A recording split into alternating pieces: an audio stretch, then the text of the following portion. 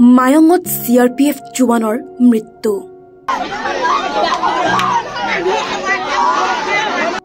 শোকস্তব্ধ সমগ্ৰ মায়ং অঞ্চল। বীৰ জোৱান নয়নজ্যোতি নাথৰ মৃত্যুত অঞ্চল জুৰি এতিয়া শোকৰ ছাঁ।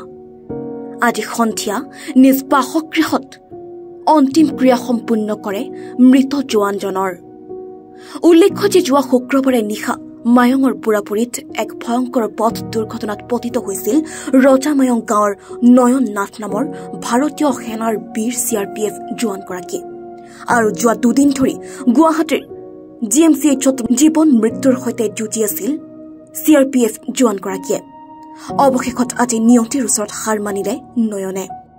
ইতিমধ্যে বীৰ জোৱান নয়নজ্যোতি নাথৰ নশ্বৰ দেহ ঘৰলৈ অনাৰ লগে লগে এক শোকাকুল পৰিৱেশে বিৰাজ কৰিছে।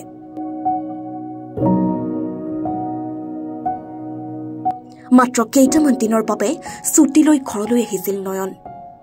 দুটি কণমানি সন্তানে হয়তো বুজিয়াই পোৱা নাই যে তেওঁলোকৰ পিতৃ আৰু নাই। সমগ্ৰ অঞ্চল জুৰি এতিয়া শোকাকুল পৰিৱেশে বিৰাজ কৰিছে।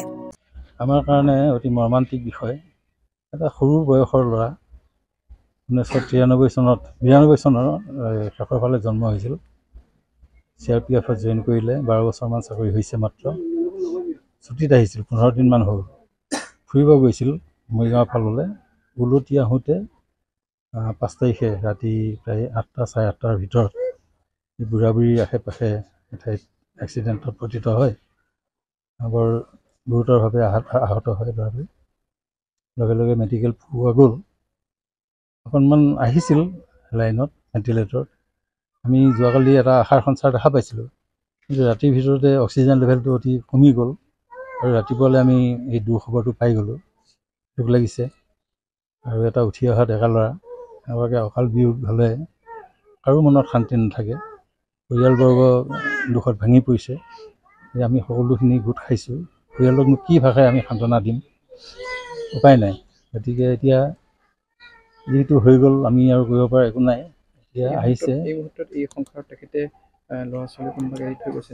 ঘৈণীয়েক থাকিল আৰু ল'ৰা এজন। ল'ৰাটো ক্লাছ 4ত পঢ়ে।